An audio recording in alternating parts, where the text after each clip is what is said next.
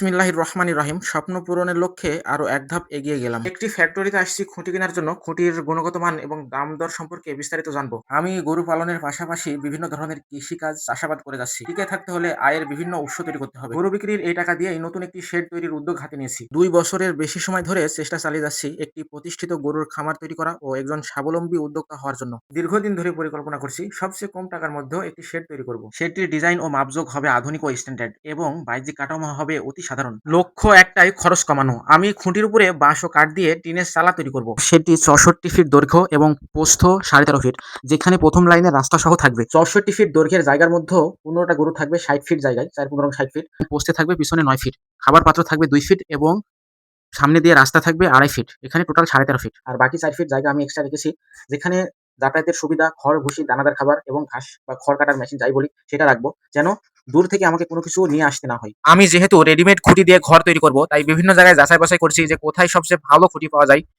সেই সুবাদে একটি ফ্যাক্টরিতে গিয়েছিলাম। সেখানে দেখলাম খুঁটি তৈরির উপকরণ, কি দিয়ে খুঁটি তৈরি করে, ভিতরে কি দেয়।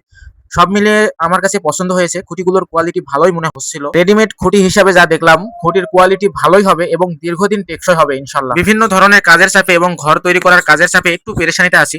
তবে ভিতরে অনেক ভালো লাগাও কাজ করছে, কারণ দীর্ঘদিনের প্রচেষ্টায় একটি স্বপ্ন পূরণ হতে যাচ্ছে। আমার গরুর শেডটি তৈরি করার প্রধান এবং একমাত্র লক্ষ্য হচ্ছে খরচ কমানো, কারণ আমি অল্প পুঁজির মানুষ। ওইখানে গিয়ে বিভিন্ন সাইজের খুঁটি দেখলাম, তবে আমি আমার শেড তৈরি করার জন্য ১২ ফিটের খুঁটিটা ব্যবহার করব। এই ১২ ফিট খুঁটির মধ্যে মাটির নিচে থাকবে ২ ফিট এবং উপরে থাকবে ১০ ফিট। এই ১০ ফিট খুঁটির উপর আবার চাল হবে বাঁশ এবং কাঠ দিয়ে, সেটা দোচালা চাল হবে।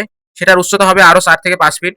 টোটাল ঘরের উচ্চতা হবে ১৫ থেকে ১৬ ফিট। পাশাপাশি গরুর ঘরের পাশে একটি প্রাকৃতিক পরিবেশ তৈরি করব এবং গাছ লাগানোর মাধ্যমে প্রাকৃতিকভাবে গরুর শেডকে কিভাবে ঠান্ডা রাখা যায় সেই ব্যবস্থাই করব ইনশাল্লাহ। কম খরচে তৈরি করব বলে ঘরটির স্ট্রাকচার বা গঠন খারাপ হবে তা কিন্তু নয়, কারণ আমি সম্পূর্ণ নিরাপত্তার কথা চিন্তা করেই ঘরটি তৈরি করব।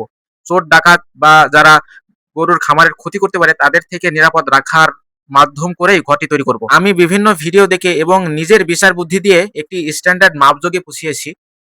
অনেক সময় বড় খামারিদের ডিজাইনেও কিন্তু ভুল থাকে, সেটি সরাসরি ফলো করলে হবে না, নিজস্ব কিছু সংশোধন করতে হবে, নিজেই কিছু সংশোধন করতে হবে। আমার আগের যে ঘরটি ছিল, বাড়ির একটি পরিত্যক্ত ঘর, সেখানে আমি গরু রাখি, সেটা কোনো স্ট্যান্ডার্ড মাপের মধ্যে পড়ে না।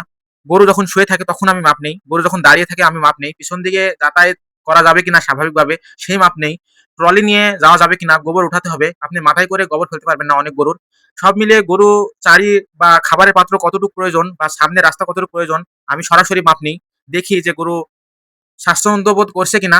এভাবেই আমি একটি স্ট্যান্ডার্ড মাপে পুষিয়েছি। ইনশাল্লাহ সেইভাবেই আমি ঘরটি তৈরি করব।